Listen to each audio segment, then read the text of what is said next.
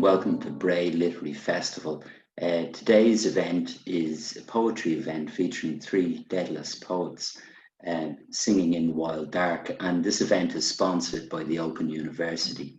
So today we're really lucky to have 3 excellent poets with us, and first of all we're going to hear from each of them reading, and then subsequent to that we'll have a chat about the work that they're doing at the moment and recent work that they've produced. So initially, I'd like to introduce Jessica Traynor to read for us.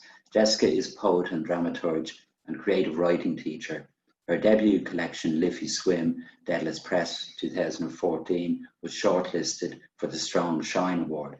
Her second collection is The Quick, and this was an Irish Times Poetry Choice in 2019. Her awards include the Ireland Chair of Poetry Award, the Hennessy New Irish Writer of the Year, and the 2011 Listowel Poetry Prize. She is the 2020 Writer in Residence in Carloq. So Jessica, if you'd like to read some more from us. Thanks so much for that, Brian. It's lovely to be here. And even in this strange virtual sense, it's just lovely to be looking at some other poets, because I, like everyone, I'm really missing the very important communal side of what we do, you know. And I think most poets are slightly introverted by nature, so perhaps the lockdown hasn't been quite so hard on us as it has for a lot of people. But at the same time, I had a dream that I was at a poetry reading last night, which I think is my subconscious telling me that, you know, it's been a long time since we have been able to be in the same space. So thanks to you and to Bray Literary Festival for facilitating this. I'm going to read a couple of short poems from my second collection, The Quick. And today I think I'm going to read some poems that, well, I'm going to start with a poem that reflects on environmental crisis, which I think is something that we are becoming more and more aware of. It's becoming an inescapable fact of our everyday lives. And I think when I wrote this poem, it might not have felt as urgent as it's starting to feel now. And it's called Swarm.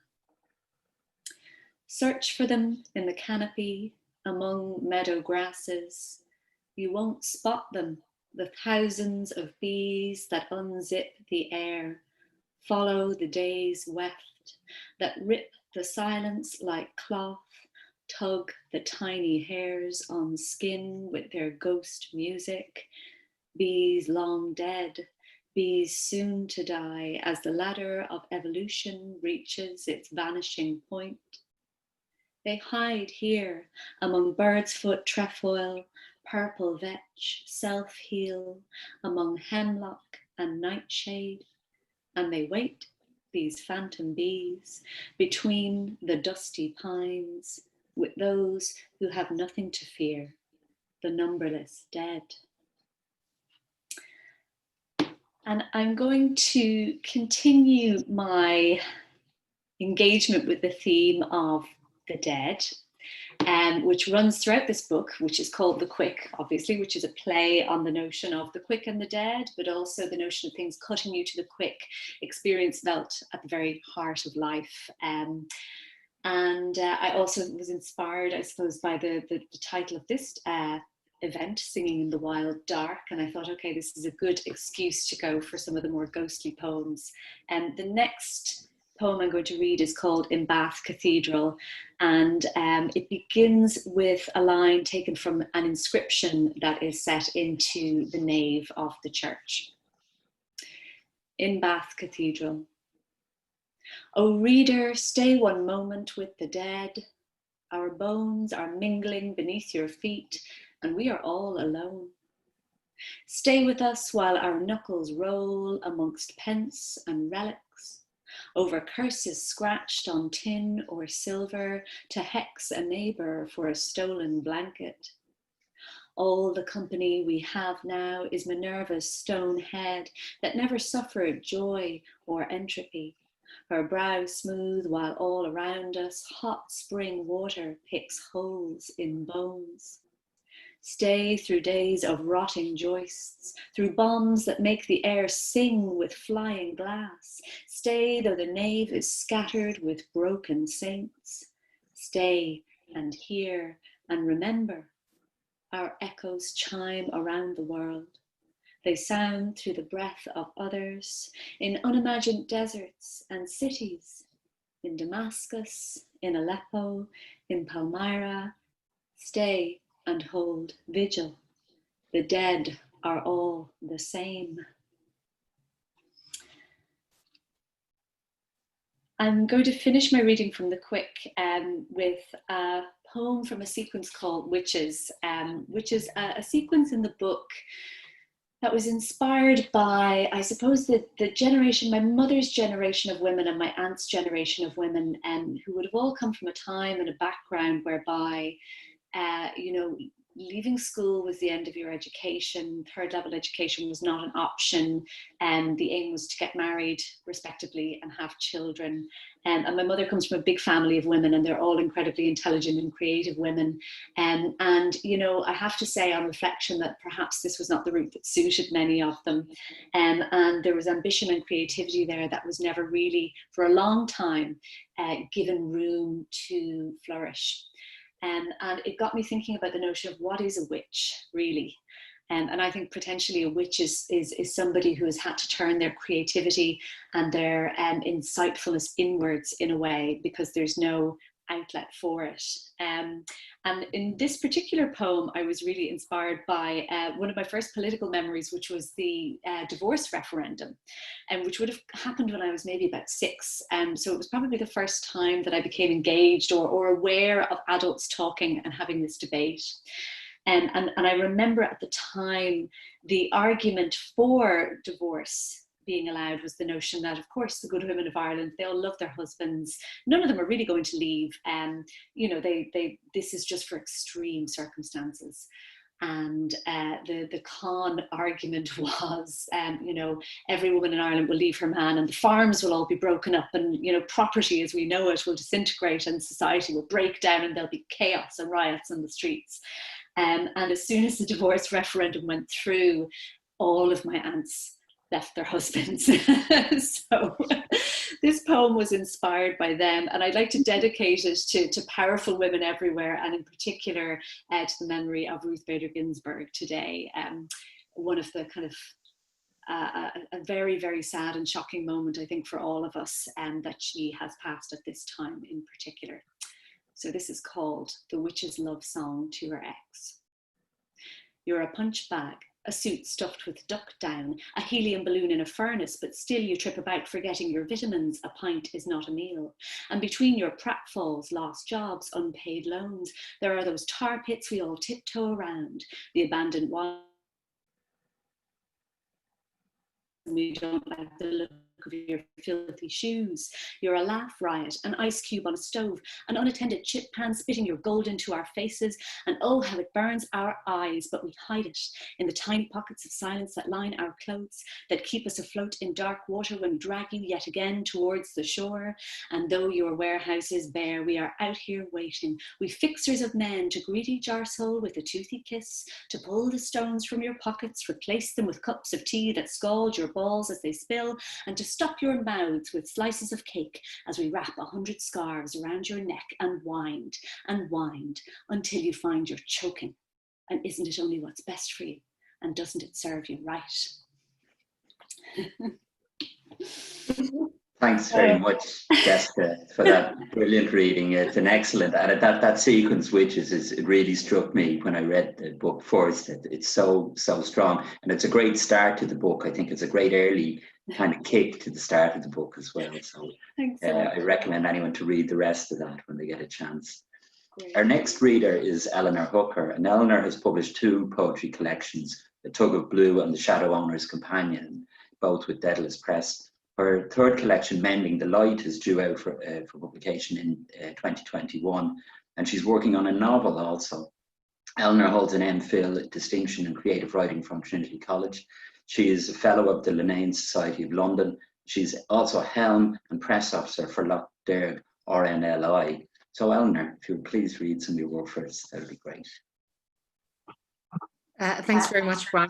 It's a delight to be here and to be reading alongside Jessica and Leanne. And thanks very much to the Bray Literary Festival and to the Open University. I did my first degree with the Open University, and it saved me and my son's life. He was 8 weeks old when I started and 6 years old when I finished, so it kept us both going. I'm going to read from A Tug of Blue. I find my poems talk to each other book from book, so they're conversations. Maybe I'm writing the same poem over and over, but I don't know. Anyway, I'm going to read from, you see, A Tug of Blue, and the first poem in that collection is called Weathering.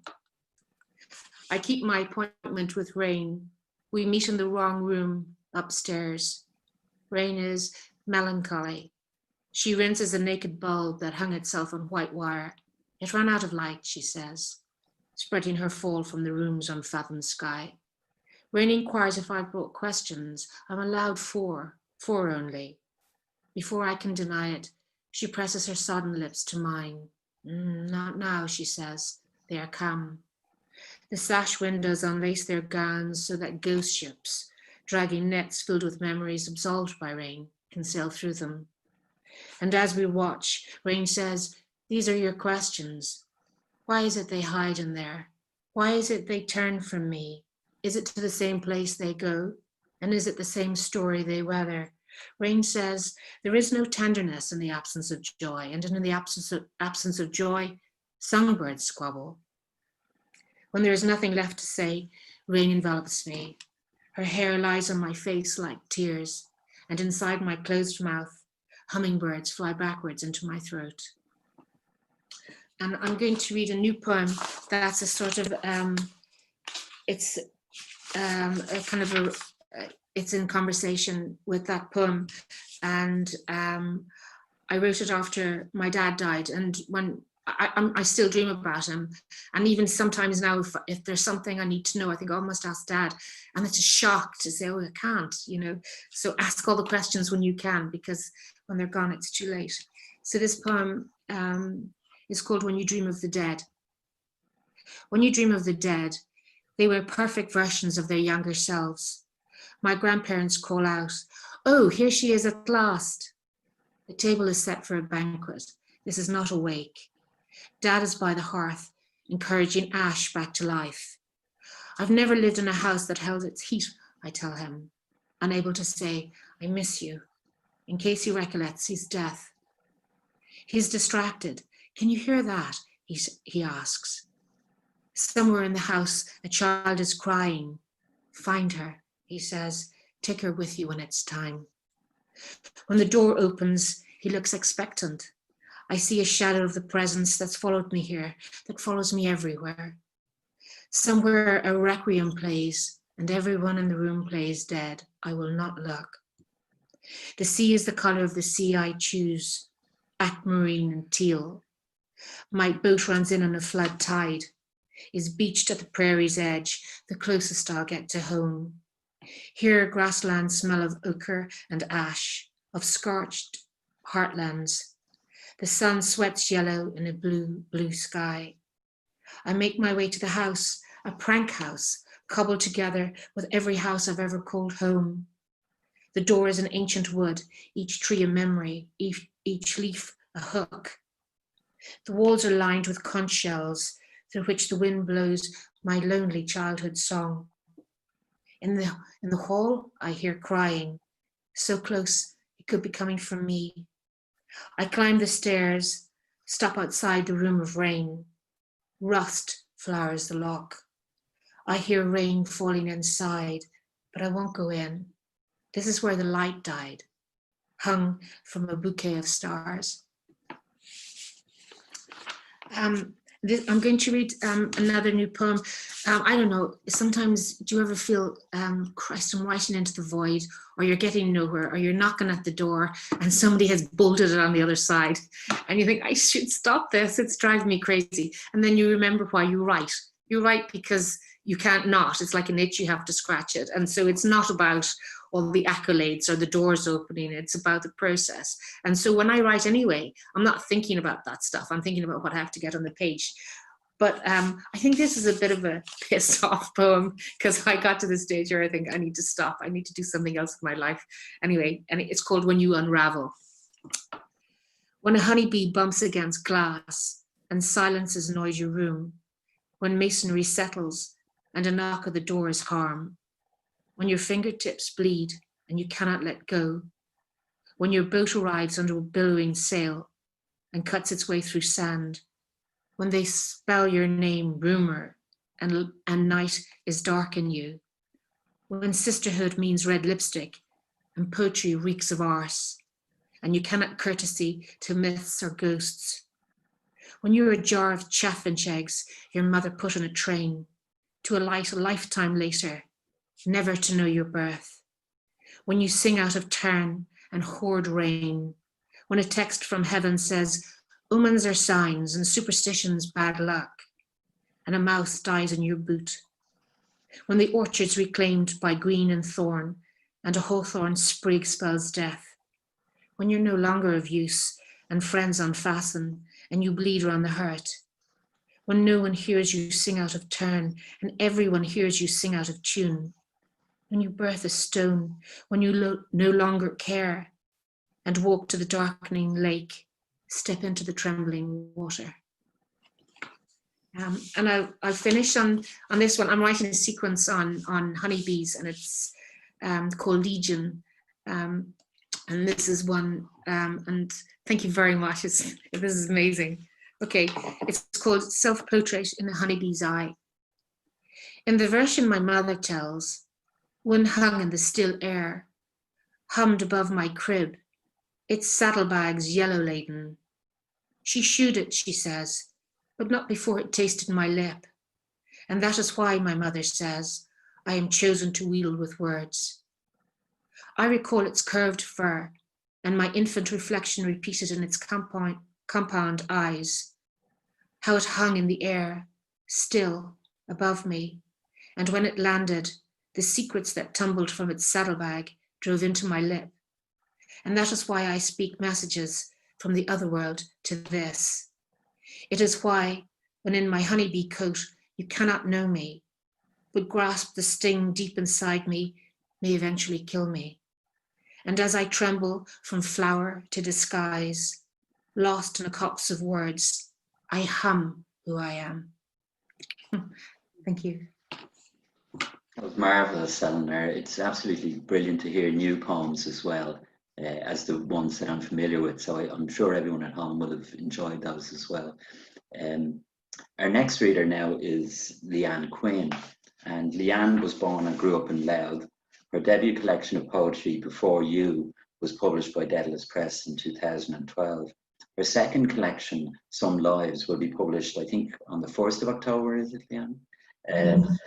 Her poems have been widely published in journals and anthologized in Windharp and the Forward Book of Poetry 2013, among others.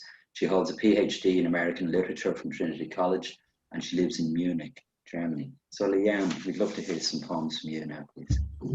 Thanks so much, Brian, and just thanks to Bray Literary Festival for allowing me to read some of these poems. It's great to be here, even though I'm in my living room. It still feels like I'm somewhere else, which is nice. Yeah, so I'm going to read. I'm actually just going to read from the long poem, from the title poem. So the title poem, it's a poem that juxtaposes or puts in counterpoint narrative verse with more lyrical juxtapositions. And the poem, there's a poem referred to throughout this poem as well. And that poem is Weltende, or End of the World, by the German poet Jakob van Hodis. So I'll just read solely from that if that's okay. Some lives. And though I'm colder than I've ever been, nobody mentions the weather. I read a poem. I read a poem about the end of the world. Shouts echo in the air. Roofers topple from buildings, break in two. The tides are rising. Almost everyone has a cold. This all happened. Jakob van Hodis died in the summer of 1942, May or maybe June, date undocumented. He died alongside the other inmates and staff of the Bendorf Seine Sanitarium near Koblenz, probably in the Sobobar death camp. His death occurred approximately 31 years after the composition of Weltende, 30 years after his friend Georg Heim drowned under the ice of the Havel River attempting to save his friend, Ernst Balka, who had fallen through the grainy water 3 years before his younger brother was killed in war, 55 years after he was born, alongside his stillborn twin brother in Berlin. Water in the lake waits as ice grows, grounding the town, the river beneath. The air is grey and tastes of fog. Where nothing appears to move, it is moving. Where nothing appears. In November, I watched 2 pigeons huddle on the windowsill opposite mine. In the early morning, they like to swoop to the ledge below. One goes, then the other, then back again.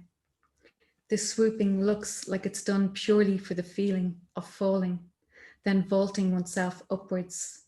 But for the pigeon, flying is probably prosaic, must surely never feel like an unbalancing. Maybe they do this to keep warm. When they perch again so perfectly beside one another, I can see their bodies billow, see them feeling the cold. In March, the landlady calls to warn about their nesting. We are to check the upper corners of the balcony. If we find eggs or hatchlings, to discard them into the brown bins below with the food waste. She tells us it's the least messy option. Explain the deflection of falling bodies. Don't personify. Learn the habit. You shouldn't wait to take what cannot be returned. Historical proximity of the rock dove and human can be traced back to Mesopotamia. Dove and human are depicted together on cuneiform tablets, with little discord evident. Adaptation is our common trait, though the human has had far too much influence on the rock dove's population. Disputes about culling methods arise in most major cities, where the ratio of pigeon to human is 1 to every 20 citizens. The best is said to be starvation. This lowers the reproductive rate. Some cities have opted for electrocution, salt pellets, poisoning, or the more direct method of shooting. Fines have also been imposed on citizens who continue to ignore "do not feed" signs. I read a poem about the end of the world. Roofers topple like tiles, break in two. The sea spills towards the land. White waves crash without sound. Almost everyone has a cold. The Russian poet Marina Tsvetaeva once wrote that she was afraid of her verses. We can pick out prophetic lines in early poems addressed to Osip Mandelstam, who also expressed a similar fear of his verses. Nadezhda Mandelstam recalls a set of poems Osip composed about couples parting, how he read the arrival of these poems as ominous. Don't talk about them, or it may all happen. Similarly, when stars began to appear in his poems, he feared he was balancing on the threshold of silence, stars signifying a demise that could not be diffused, yet stars are abundant in his verse. City lights distract from the dark, no one is sleeping. Shouts echo in the air, I listen for noise in the lungs, the sounds of winter. Was I always this afraid? In History of a Dedication, Tsvetaeva describes Mandelstam's visit to the town of Alexandrov in the province of Vladimir, 1916. Tsvetaeva recalls their impressions of the local cemetery. It is difficult to know what Tsvetaeva meant when she said she feared her poems, but it is easy to understand fear in a cemetery. Tsvetaeva reads the headstone inscriptions instead of poems as they pick their way amongst the graves. Mandelstam is uncomfortable and wants to go home. They cannot decide which is more terrifying, a bare soul or a decomposing body. I am misremembering. No one looks, no one stops to stare. The part impersonates the whole. We only resemble. Thank you. Thanks very much, Leanne. I really enjoyed that reading of it. I only read that poem earlier this week, and it's a remarkable poem. The poem itself, Some Lives, within the collection, I think, and it really pulls the whole collection together beautifully. And it's I suppose it's going to spark off my first kind of question, our topic for discussion, really, in a way. It's about the importance of time and place in the poems that you've written, particularly in the recent work, and maybe in Eleanor, in your new collection. Maybe you talk a little bit about that as well. But say, Jessica, say in the quick, time and place is really important in that collection as well, isn't it? Yeah, I think for me, in a way, it was trying to, I was trying to, I suppose, in my own way, take a reckoning of the kind of first 100 years of our nation, you know, and to look at how my own family's history has intersected with the nation's history. And so, you know, Dublin is important in that. We're all kind of Dubliners as long as we can remember, and various different historical figures, but then also kind of I suppose a different zone, a kind of a post-death timeless zone, from which I could choose a number of different characters and individuals from history to kind of summon back. So yes, I think it's something that I've enjoyed playing with, those ideas of concrete time and then less concrete time. Yeah, and speaking of kind of less concrete time, Eleanor, in your work, I think there's a great sense of place in a lot of the poems. And it may not be an actual place, but it's a very recognizable place that you're in a lot of the times, and it's near water and it's open sky or it's woodland or whatever. But in terms of time, how do you feel about time, and how does time work in your collections, do you think? Because you do move between generations, and then you move again, as Jessica said, to kind of this imagined time as well. Well, in terms of place, it's the water, and the lake has been here. I mean, it extended all the way into Nina. I've always lived by water. I live now in the most landlocked county in Ireland, but we've got beautiful, Lough Derg is just outside the window. But I'm writing a series too at the moment, looking at some historical research with Linda Connolly, and I think I see time as a loop, where if you can find the corridor, you can go down through that corridor and into the loop and into the past. Sometimes it is a leap of imagination, and it's imaginative time. But I dream time too. I record my dreams, and of course everything in a dream is displaced and distorted. But I enjoy that because it's a conundrum that needs, and sometimes doesn't need to be solved, but I put it in a poem and see how it goes. And then in the re-editing and the rewriting, for it to make sense and not to be completely oblique, I'll flatten out the time in it so that it's possible for the reader. But yeah, I love dream time, and I love historical time, and I love tripping down those corridors to see what I'll find. Sometimes I'm frightened by what I find, and currently what I'm finding is terribly frightening, but I'm still going to write about it. Yeah, I mean, and that kind of fragmentation does come across, I think, in a lot of the poems, and it comes across as well, Leanne, in your collection. There's a kind of an openness about fragmentation. It's a kind of an acceptance that this is kind of the nature of life, that, you know, things aren't rounded and finished at all. And the way that the poem itself, Some Lives, and the other poems in the collection move between different characters, first of all, and then at different stages and different times. And then you have the narrator in the present as well. And there's a kind of a crossing, in my reading of it, and there's a crossing of the barriers between these historical characters and the narrator speaking in the present, which is, it's almost like time, it's like Eleanor said, time has kind of disappeared, and it's almost the same time that you're speaking. And even that opening to Some Lives, it begins with, yeah, I am reading a poem, and suddenly you're in the middle of the poem. But maybe you could just talk a bit about how you approached and how that big poem formed the central part of the collection. Yeah, I think I think of time as fluid in a lot of ways. I mean, I tend to write about presences and place and time, like they're really heavy and particular presences in our lives that we can't really get away from, whether it's the present moment or whether it's the past. But I think writing allows you that kind of a certain amount of fluidity when dealing with the past and moving between the past and the present. And I think that's what I had in mind when I was writing the poem. I was kind of using the past to speak about the present and using the present to speak about the past, and to kind of bridge that space between now and then.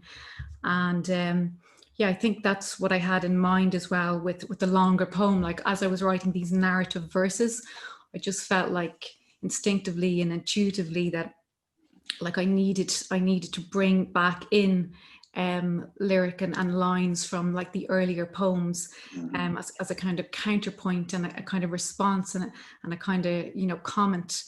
Yeah, and I just worked really hard to kind of develop and integrate those lyrics and align them in a way that kind of just felt right, and that they were in their right place amongst these more narrative verses. Yeah, there is a sense, and maybe I'm reading too much into it, but there is a sense because, and maybe I'm only guessing, that because you're living in Germany, that you're kind of removed from Ireland. Does that kind of distance allow you to write differently, do you think, than if you were still living in Lough or in Ireland somewhere? Yeah, like I think so. I think absolutely. Like for me, moving away was really like it just kind of it freed up my mind. It kind of allowed me to write in a different register, in a register that I couldn't find or was struggling to find after Before You. And again, it was like that presence of a new place and just awareness that you kind of lose. Like I'd lived in Dublin for 20 years and I absolutely love Dublin, but like anywhere when you live there long enough, sometimes you just can start to lose the real sense of it. So moving away, I think, made me reevaluate place and also reevaluate the absence of a place that I was used to, because absence is also a presence. So I was kind of feeling a new presence and then the absence of another presence. But yeah, I definitely agree that moving away did, I feel, free up something in my writing that I was maybe struggling to tap into while still in Dublin. Yeah, that kind of makes sense anyway.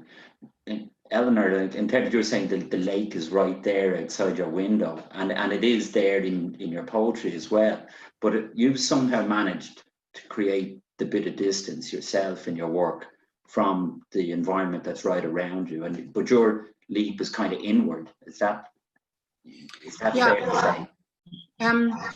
Well, the water flows through, I think, all my poems, and there's always a craft. There's always some sort of boat, or it's sinking or floating. I sometimes I will write a poem, but if the subject matter is too close to me, it's maudlin or it's not working. I need distance from the water and able to reflect on it and to write about it. So yeah, I do internalize it definitely, and I have reams and reams of poems that are waiting to be rewritten because they have the kernel of the idea, but I'm too close to it. I need distance and I need to be more objective, because it can be just turning, you know, the danger is it can become a navel gazing exercise and nobody wants that, you know, and also it causes neck ache.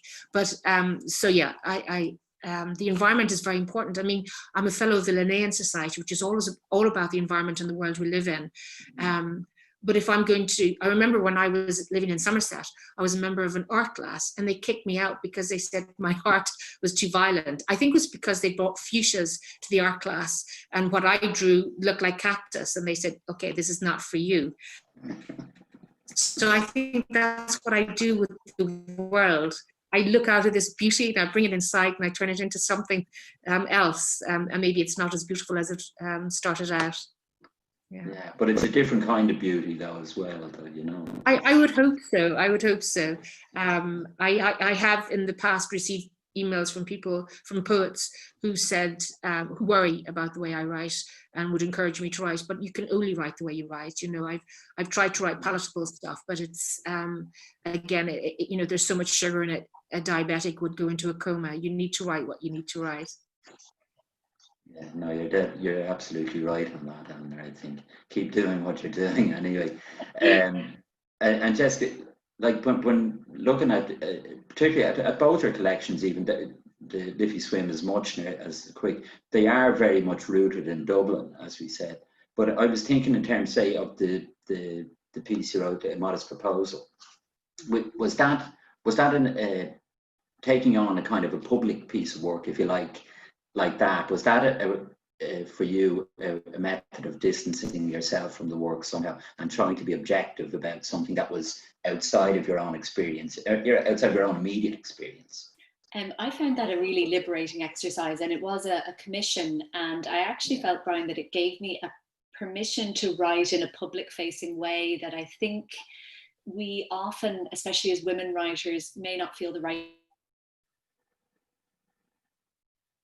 and the notion of what it is to be a public facing poet and to have public facing experiences and to have the right to comment on that kind of thing. Being asked to respond to the work of Swift from a contemporary point of view, there's no way of doing that without tangling with the big public issues. And I think often we can prevent ourselves from writing about these things because we're worried about not being objective, we're worried about becoming didactic or hectoring or preaching to the choir, or of losing that kind of lovely lady lyricism that, you know, is obviously one of the wonderful talents of Irish poetry in general. But you know, and it's interesting to hear what Eleanor was saying about, you know, comments on the work and the kind of the work and the violence in the work.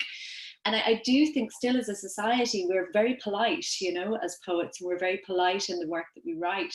And we like to create a great distinction between the kind of topics that are suitable for spoken word and the kind of topics that are suitable for page poetry. And I, in my first collection, was a little bit afraid of stepping across that line. But writing A Modest Proposal, those poems for me was a total breakthrough moment because it allowed me to find a register that worked for me, that I hoped allowed me that distance and objectivity, but also allowed me something I had been pushing down in myself, which is passion and anger. And I think it's so interesting, again, to comment on what Eleanor was saying. You know, yes, you have to distance yourself to the subject because you don't want to be maudlin or mawkish. But for me, I think maybe earlier I had found myself pushing my way so far away from the subject that there was a risk of the poetry becoming bloodless and of me losing the thing that made my voice my own. And somehow I felt I had a bit of a breakthrough in the moment of writing those poems because I was given permission to, yes, find a distance, but also if I didn't feel passionate about these things and these issues, and if my passion didn't inform the poems, then what we were going to get was completely bloodless, we should all feel this way, we should all do that didacticism, you know. So it's an interesting balancing act. I wonder how Leanne and Eleanor feel about that. I mean, yeah, I think Eleanor, you were going to say there, I think there is a kind of a crude line, or there has been a crude line drawn between kind of political poetry and lyric poetry in Ireland, whereas if you're a political poet, you're this type of hectoring, loud kind of person, and if you're a lyric poet, you're more, you know, introspective and thoughtful. But there has to be a middle ground somewhere. What's your take on it, Eleanor? Do you? Well, I used to worry that I was not writing with the zeitgeist, and I was having, you know, the poet from Cork, Thomas McCarthy. He's just a wonderful. And we had an email correspondence, and I was just chatting away, and I said, I think I'm out of kilter. You know, I'm not writing about the topics, and he said, you need to calm down, that your responsibility is to write intelligent work and be faithful to your work, and don't worry about being an agenda. And of course, that's exactly what Jessica was saying, that you have to, when it ceases to be poetry and becomes a political campaign, something very precious is lost. And some of those poets, it's like looking at a star. If you look at just to one side, sometimes you see it better. And those poets who write the metaphorical works that are dealing with one subject by talking about another, man, they have such impact. And also I find poetry, and there are, I can't think of one now, but you read poems, you think, this is hilarious. it's not satire and it's not comedy. It definitely is poetry, but it's absolutely skewering the subject. You know, you're absolutely no doubt what they're saying. And it has more of an effect than somebody coming with a cat o' nine tails and beating the hell out of you and saying, are you getting the point? You know? Yeah. I love that poetry. I love that poetry where I'm sitting about it afterwards and it's like getting a joke and you start laughing, you think, I got it. You know, it's kind of a lingering afterthought. And what about you, Leanne? What's your experience of? Yeah, I think, like, I really think, I think all poetry is political. I mean, we all live at a certain moment in time. We all are creatures in a certain period of history. And I think it always comes through, like the time of the moment will always come through into the poetry. I mean, whether you are writing protest poems or whether you are writing love poems, like to write love poems in really troubled times can be even more subversive and more effective. And it's all a response. So I try not to get too hung up between like making those divisions, like what is suitable, like as Jessica was saying, the performance poetry or the page poetry, like it's all suitable. It's all political, whichever way you kind of infuse it into your work. Yeah, I think all poetry is just by its very nature response. Yeah, and I suppose like what we're talking about here, a lot of it has to do with voice as well. You know, the voice that we adopt or that we put out there in the poem, and how we, you know, when we're writing a certain type of poem, what kind of voice do we adopt? And in each of your current collections, you can see at times certain strong voices emerging at certain times, you know, and in some of them, the influence of art in general is there as well. Other poets, visual art, you know, any other art form as well. So these are other things that are feeding into the poetry as well. Maybe Jessica, like in terms of your own work, you've mentioned Swift already, but other kind of, say, artists and where the voices that, you know, or how do you voice when you're, say, writing an ekphrastic piece or writing a piece that's based on another writer? How do you formulate that voice, or how do you go about, you know, embodying that voice that you want to put out there? Yeah, I suppose that it's an interesting question. The question about influences is always one that kind of stops me in my tracks slightly, and I think, oh my goodness, who am I channeling, and am I aware a lot of the time? But I suppose with to go back to A Modest Proposal again, I suppose the challenge there was, you know, starting from the notion that there was no point in trying to emulate Jonathan Swift's voice in the 21st century. I thought that would be a very dangerous exercise for somebody much more talented at ventriloquism than I am. But there was something about the distancing effect that Eleanor was talking about, I suppose, coming at an angle slightly, you know, slantwise, and also creating a kind of a dispassionate and cool voice in which to say the most outrageous things. And that was a really interesting exercise which I set myself. So I think if there's a Swiftian influence, it's hopefully in that play with the notion of you know, kind of taking on a voice to say things that you would never say yourself, which I think is an interesting exercise in poetry, even in terms of empathy, which of course we need to feel even for the people whose views we could never share. But I think it's part of the point of writing or creating art in general, is to try and access that broad spectrum of experience. And I think that sense of understanding and even a sense of love is as important in satirical work as it is in work that praises, because I don't think that you can aptly satirize a subject without understanding it, or without feeling some sort of a sense of an understanding of where the opposite side is coming from, even if you could never condone their actions.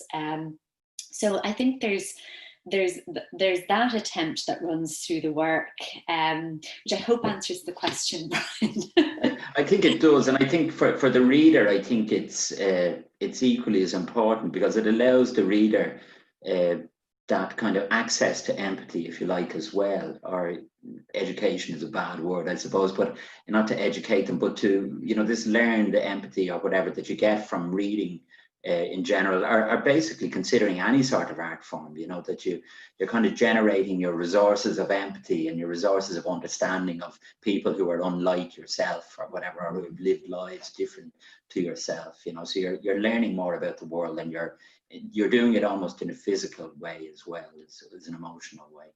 No, that's pretty clear, I think, Jessica. And Eleanor, art in your work is very important, right? From the striking cover, say, on Tug of Blue, I think art is important in your work to you, I'd imagine, as well, is it?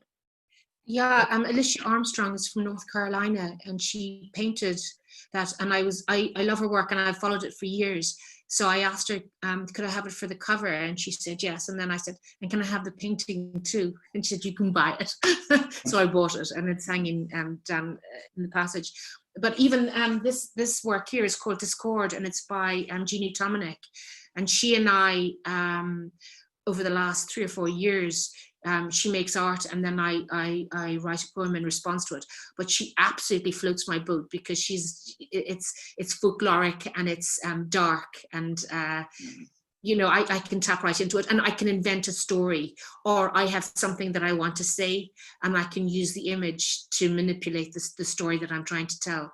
She has one painting that it's up in the kitchen, and it's of a woman wearing a red dress. She's got dropped feet and patches on her wings, and I thought, oh gosh, you know, this is a dream I've been having. There is a picture. I don't know what that's about. There's a sort of a synchronicity. So I wrote to Jeannie, and it's about that size. I said, can I buy it? And she said, yeah. So I wrote the poem. I had it in the kitchen, was staring at it, wrote the poem, and then sent her the poem. And then we started this back and forth. Okay. I really enjoy that. And Guy Denning is an English artist who was ostracized, I think, by the art society there. He was self-taught, and he now lives in France, and he does monumental angels, and they're very badass, and I love that. And I thought, when I was a child, I had a guard, you know, everybody talked about their guardian angel or angel guardian, and I thought I wanted badass. So I was chatting to him, so I used one of his monumental drawings as a template, or as the character that I would write about as my guardian angel. So you know, I definitely draw on art. And I read like a mad thing. I mean, I would read poems every day, the way some people would religiously say prayers. You know, if I haven't read a poem that day, my day is incomplete. Yeah, I know exactly what you mean. I love that Guardian Angel poem, by the way. It's really strong, and it's really striking. Leanne, like, I mean, there's loads of history in your book, but there's also art as well. And in your first book as well, Nana Reid's art features as well. So maybe you just say a little bit about how those writers and those artists. Yeah, like absolutely. Yeah, like Nana Reid is a huge influence on my work. And like, she's also, you know, as an artist, as a female artist, like, she's from Drogheda. She lived in Drogheda. And, you know, that experience of what it was like being an artist in the 50s and right up until like, you know, the 80s, and the challenges she faced with that, and how difficult it was. I'm really interested in that, and you know, how she dealt with that. And then I'm just absolutely fascinated by her work, and always have been. And my poems really are responses to the painting, to her paintings. There's 2 poems of her paintings in this new book, and yet they just trigger some kind of imaginative response. There's a, you know, there's abstract nature to her work, but then there's something also really recognizable, especially for me, because she painted so much the Lough and Virons, and places that I recognize, and places that I know. So I just feel a connection there, and whatever she's kind of doing with paint, there's some kind of appeal to do something similar with language or with words. Yeah, so she's definitely been a big influence on my work. As well as Eleanor said, reading. I think reading is so integral to my work as well. And if I don't read, I simply can't write. So they kind of go hand in hand. And you can see that in the book now with the, you know, the reference to Mandelstam and the other writers in it, MPhil and that, you know. So obviously those people as writers have obviously affected you deeply over the years, that you've got to a stage where you've basically use their lives as a kind of a cornerstone within your own collection now. Yeah, absolutely. I mean, their engages and their responses. I think any kind of writing, it's an obsession. Like this, whatever subject matter, like it's an obsessive subject matter, and like it just won't let you go. And it was very much like this with reading these lives, reading their poetry. I didn't intentionally set out in any way to respond to their work, but wherever that place is where poems come from, they started to come, and they were engagements and they were responses to what I was reading. And yeah, these poets and their lives that just had such a huge impact on me, and the way they negotiated their lives, the way they negotiated poetry in their lives, and the way they made it central to their lives despite their circumstance. That was just you know, a real source of fascination to me. Yeah. And It yeah. comes across strongly in reflection anyway. I suppose Jessica mentioned earlier, like, that it's been a peculiar year, and it has been a peculiar year for everybody. Like, none of us either expected or have had to live through something like this. And I know there are far worse things in other parts of the world and have been at other times, but for us, where we're living at the moment and at this stage in history, it just seems like a really strange time. So maybe we'll just, before we finish, we'll take an opportunity just to talk about, you know, the impact of the pandemic on you guys as poets and as writers, and how negatively or positively it has affected your approaches to your work, maybe, and the nature of the work that you're producing. Or maybe it hasn't, maybe you're just carrying on regardless, and like nothing is wrong. But maybe, Jessica, you might start and say how you found this year for you as a poet and as a writer. Yeah, very difficult start to the year, I suppose. It was set to be a very busy year, and then everything was cancelled, of course. So I was supposed to have a major opera that I'd written the libretto for, premiering as part of Galway 2020, and that's been postponed, obviously. I was in Brazil when the lockdown was being contemplated, got back 2 days before everything shut down, and I was supposed to be off to North Carolina the following week. Was supposed to be off to various other places. So from the point of view of being a freelancer, which I became in 2020, fabulous timing, it was kind of catastrophic. But I suppose we all have different ways of responding to catastrophe. And for me, the bigger the catastrophe, the more my reaction tends to be, well, you know, because it's so big that you can't really panic, you know, there isn't the capacity. But then work started to come in different ways from different directions. Various local county councils have been wonderful in terms of scheduling things like workshops. I think it's important to recognise that a lot of you know, kind of government funded organisations have done so much to try and engage with their communities through the work of artists at this time. And that's been a lifeline for me. And I think it's been a lifeline for the people that I've engaged with, without flattering myself in any way. But, you know, for the first couple of months, I would have had 2 or 3 Zoom workshops a week with various different people, many of whom were elderly and unable to get out at all. And those were very emotional experiences for a lot of people, because it was their only connection. And it was a frightening time. And I was so glad to have been able to facilitate some of that kind of engagement. And then other kinds of work have come in, much like this, which is wonderful. The arts community have been so light on their feet in terms of reacting. And my heart is really broken for my friends in the theatre community. I worked in theatre for 10 years, and I cannot overstate how poorly the present government has treated the theatre community at the moment. I have friends who had shows that were supposed to be going on in the theatre festival starting next week, which have had to be cancelled after they had made huge changes to try and adapt to the various different. I mean, I don't want to go on a rant about it, Brian, but it's a really tragic moment, I think, for a huge sector of the arts. And I think if we can do what we can to get behind organisations like National Campaign for the Arts and do a little bit of flag waving, it's a really important time to try and do that in an important moment, because this is an industry that generates hundreds of millions of tax euros every year. you know, and yet they are not considered in the same breath as publicans, sports. Not that these people don't all deserve the best of attention, but for some reason, the arts is just not valued in the same way. I think we all know that, but to me, that's what this crisis has brought home. I have been very lucky in that most of my work can migrate online. And I miss the connection, as I said at the beginning, but I have been able to survive. I don't know what next year will hold.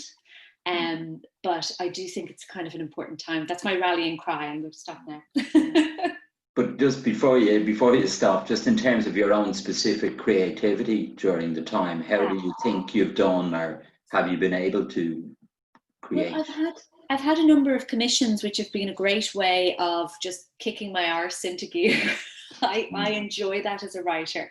I really love being asked to do something that I don't think I can do in a very short amount of time, because I'm such a worrier that if I have lots of time to think about something, I probably never set pen to paper. So having a lot of deadlines has been great for me creativity wise. My next book is on hold for a lot longer than I hoped it would be, but going from having expected it to be heading off to the publishers kind of now, it won't be going, but that's good because it gives me more time to kind of continue to develop the work that I have had a bit more time to develop since my daughter went back to creche in June. Up until that point, creativity was very, very difficult because there were two of us trying to work from home with a 2-year-old. So that's understandable. Becomes something that's in short supply. So I suppose I'm still totally in the realm of the practical here with the answer, Brian, but I find that that's just the way it's been. I think it's the nature of the year we're in, Jessica, as well. Yeah. And Eleanor, have you been? You're obviously preparing for a new collection coming out now, but have you been writing new work during the period of? I found this. I was writing like a mad thing. I don't know how good it was, but I was writing every day. William was home from Berlin because all his flights were grounded, and George's work literally stopped overnight.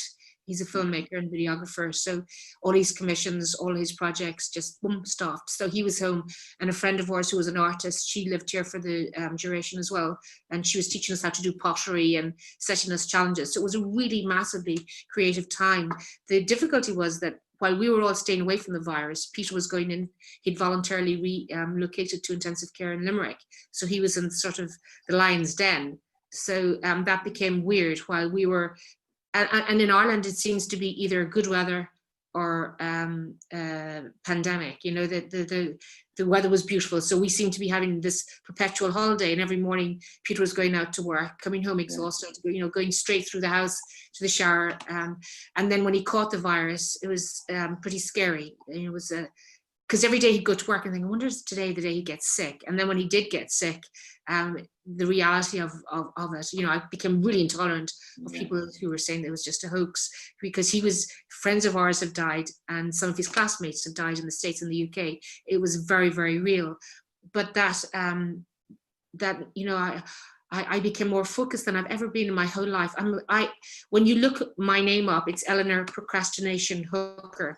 I wrote the book on how to do nothing over a long period of time.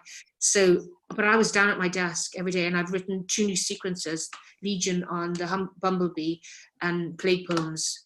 And I set myself a challenge to be economical. So it was massively productive, but it was a horribly worrying time. You know, these things were in tandem. I think my shoulders were around my ears most of the time. My mother was being cocooned, and my sister was living with her, and her favorite hate word was cocoon. So we weren't allowed ever to say, Mum, you know, you can't leave your cocoon. Don't use that word. So the C word. Don't say the C word. Yeah.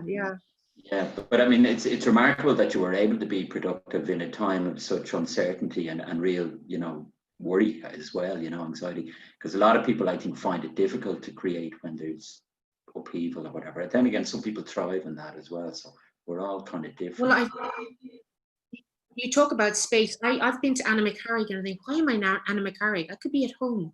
You know, it's the same sort of isolation and quiet.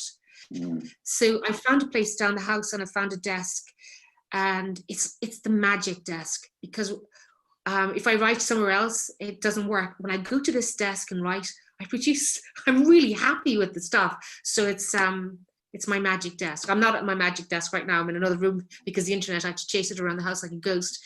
But so I found a place where I can sit down, I can put my earphones on, listen to classical music and just tap.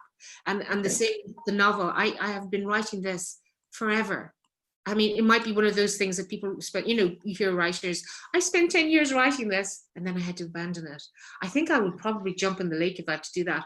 But, I was able to multitask, I was able to do poetry, prose and, real stuff. It's interesting. Some people can do that and it's great, I think, if you can do a bit of everything, but it's hard to split yourself sometimes. But it's great that you've been productive. Leanne, what about you? Have you been able to create new work during this time? Or I have wrote a couple of poems since finishing this book. Obviously, a lot of the time I was also working on this through the proof stages, and it seemed to be, a strange thing to be doing, like having something positive happening when so much bad is happening. But it was great that the book could actually even come out, because at a point we thought maybe that it wouldn't. So, Dedalus Press worked so hard to actually just get the book across the line, and I'm so grateful for that. But yeah, so it's been such a difficult time. It's been such an anxious time, and obviously I can't go home now just as I could before, and I don't really feel that would be the right thing to do now, because I don't want to bring anything home to my parents or make anybody I know sick. So we're kind of just staying put for now, and yeah, that's been difficult.